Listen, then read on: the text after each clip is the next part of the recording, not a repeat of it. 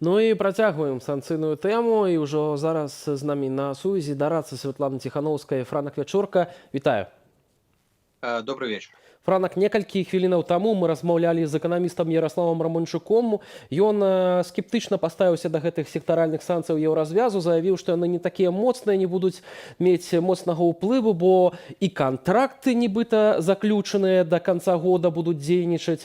І, напрыклад, пра экспарт нафтапрадуктаў там не ідзе канкрэтная гаворка.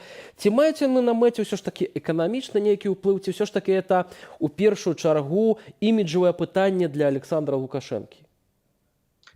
Я думаю, што ўсё адразу. Тут і іміджавае пытанне, і рэальныя эканамічныя страты. Ясна, што яны моцна ўдараць не столькі па Лукашэнку асабіста, колькі па кашальках, па так званых чырвоных дырэктарах, якія кіруюць дзяржпрадпрыемствамі, ну і ударыць у цэлым па стабільнасці сістэмы і па лаяльнасці тых, хто падкормлівае гэты рэжым і корміцца з яго кармушкі. Магчыма, там ёсць лазейкі. Гэтыя лазейкі мы пастараемся з еўрапейскімі калегамі закрыць. Лазейкі і ў справе продажу калійных угнаенняў і нафтапрадуктаў. Але ў любым разе трэба разумець, што гэта беспрэцэдэнтныя санкцыі. Такія санкцыі не ўводзіліся ніколі супраць Лукашэнкі. Такія санкцыі ў прынцыпе еўразвязам уводзяцца вельмі рэдка. І я думаю, што гэта вынік вялікага вычыну беларускага народу, вось гэтага 10-месячнага пратэсту, але таксама і моцнай кансалідацыі дзяржаваў Еўрапейскага звязу і іх супольнай каардынацыі з Злучанымі Штатамі Амерыкі, Великабрытаніяй і Канадай. Многія вось акурат задаюцца пытаннем, ці здольныя эканамічныя сектаральныя санкцыі зрынуць рэжым Лукашэнкі. Аднак пытанне не ў гэтым. Ці могуць яны ўвогуле нейкім чынам падштурхнуць да пратэставай актыўнасці ўнутры самой Беларусі, і ці не лічыце вы, што яны былі прынятыя запозна і што максімальны эфект яны бы атрымалі, калі былі прынятыя ў жніўні летась? Ну, гісторыя не любіць умоўнага ладу. Калі б, можна бясконца разважаць. Галоўнае, што яны прынятыя цяпер, прымае іх не дэмакратычныя сілы, не офіс Святланы Ціхановскай, а прымаюць краіны еўразвязу. Іх інтарэсы былі напрасткі парушаныя захопам самалёту Ryanair. Менавіта гэты факт, гэты інцыдэнт каталізаваў многія працэсы, якія і так наспявалі на Захадзе. Многія палітыкі, прэм'ер-міністры і міністры хацелі пакараць Лукашэнкі, але не было еднасці. Вось гэты захоп самалёта 23 траўня, ён пераканаў усіх, што Лукашэнку перавыхаваць немагчыма.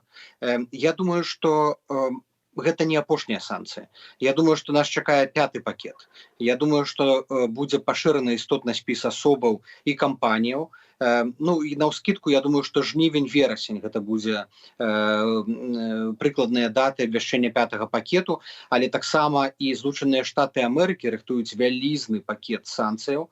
Гэта будзе беспрэцэдэнтны набор абмежавальных захадаў не толькі супраць прадпрыемстваў, як было раней, але і цэлых сектароў эканомікі. І акрамя прамога ўздзеяння на канкрэтныя лукашэнкаўскія прадпрыемствы і алігархаў, яны ўжо будуць мець таксама і пабочны эфект.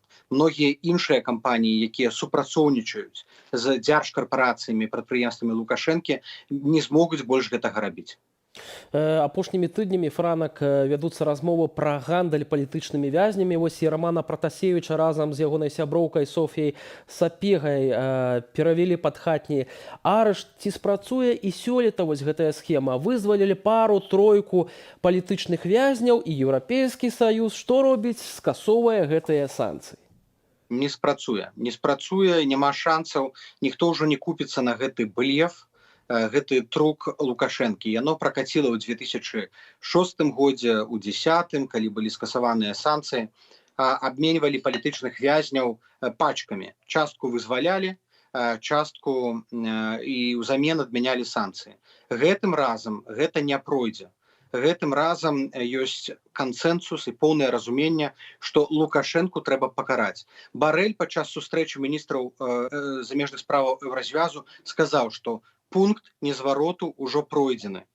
Кожны міністр сказаў, што мы шмат гадоў памыляліся наконт Лукашэнкі, але цяпер прыйшоў час яго пакараць. Я думаю, што у бліжэйшыя месяцы у Лукашэнкі будзе стаяць цвёрды выбар: альбо выпускаць усіх, альбо пагаджацца на новыя выбары, так ці інакш рабіць саступкі. А гэта, магчыма, натхніце беларусаў вярнуцца на вуліцы гарадоў.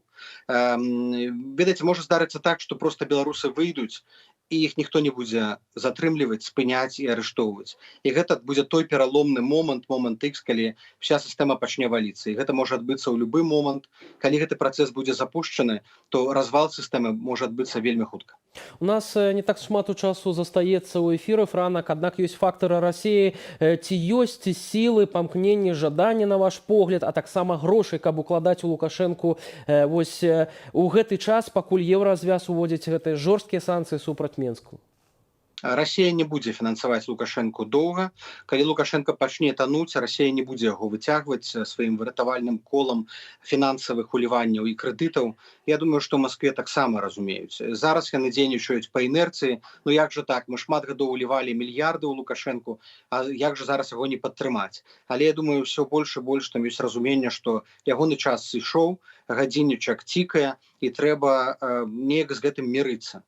У Расіі няма сваёй іншай сілы, акрамя Лукашэнкі. Таму трэба зрабіць усё магчымае, каб Расія проста прыняла волю беларускага народа. А воля беларускага народу — гэта станавіцца дэмакратычнай дзяржавай і праводзіць свабодныя выбары, дзе ўсе змогуць узяць роўны ўдзел. Я думаю, што і для самой Расіі гэта будзе таксама выгадна ва ўсіх сэнсах. Дзякуй вялікі за гэтую размову. Франак Вячорка, дарадца Святланы Ціхановскай, быў з намі на відэасувязі.